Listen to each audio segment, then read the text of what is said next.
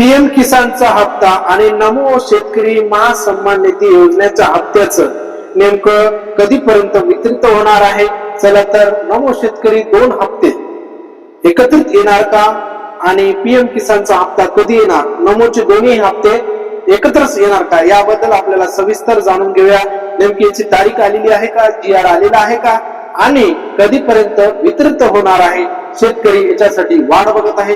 चला तर जाणून घेऊया. जय श्रीराम मित्रांनो, शेतीची वाढत्या खर्च आणि खर्चाच्या मदतीस व्हावी म्हणून सरकारने पीएम किसान हा योजना आणि धर्तीवर आलेल्या राज्य सरकारने सुद्धा नमो शेतकरी महासन्मान निधी योजनेचे चालू केलेले आहे.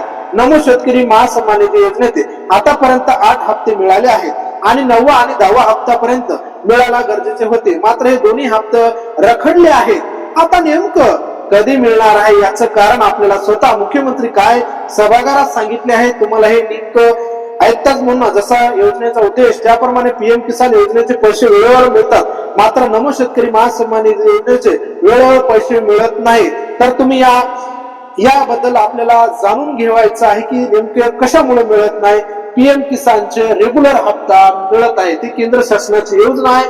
महाराष्ट्र शासनाचे नमो शेतकरी महासन्मान निधी योजना आहे, पण वेळेवर पैसे मिळत नाही. याबद्दल मुख्यमंत्री नेमके काय म्हटलेले आहे, चला तर आपल्याला जाणून. शेतकऱ्यांसाठी 50,000 रुपयाचा लाभ मिळत होता, तो आता 2 लाखापर्यंत नेऊन घातला आहे.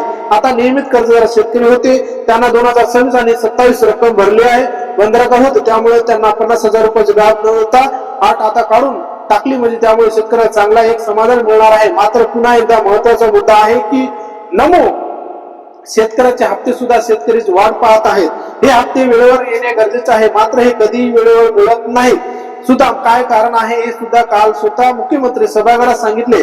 आता पंढरपूर जिल्ह्यामध्ये आमदार खास बोनसच्या बाबतीमध्ये त्याने प्रश्न उपस्थित केला. मुख्यमंत्री त्याने ही चिठ्ठी दिली की सुधर भाऊ मुळकर यांनी त्यावर त्याचं उत्तर देताना खरं काय सांगितले. आता धान्य बोनस देण्याबाबत जर काही परिस्थिती असेल तर मग नमो शेतकरी महासन्मान निधी योजनेचे पैसे का येत नाहीत हे यावरून आपलं स्पष्ट होतात. यांनी आता हे कर्जमाफीचे बदल केला आहे. तुम्हाला सांगणे शेतकऱ्यांना या सुद्धा अंमलबजावणी लवकरच गरजेचं आहे. शेतकऱ्याच्या कर्जमाफीची रक्कम त्यांच्या खात्यामध्ये येणे गरजेचे आहे.